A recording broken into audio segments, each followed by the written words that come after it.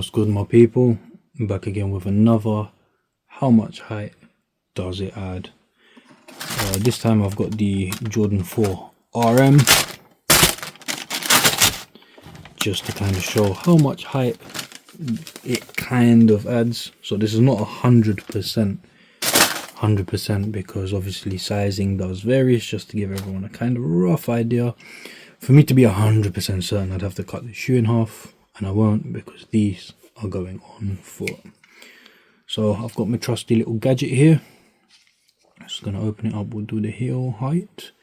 So this one's gonna be kind of difficult because it won't really show it correctly because of the kind of slope.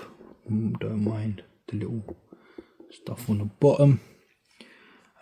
So we'll do it from here because that seems like a decent point.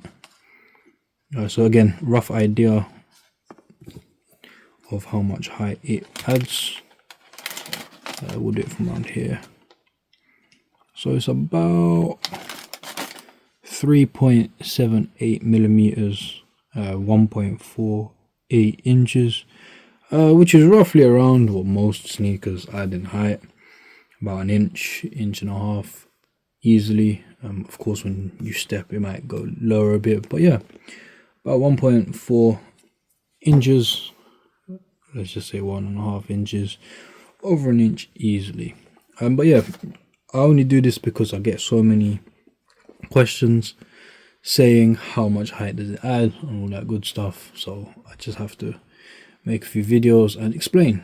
If you like the videos, please do thumbs up, comment, etc.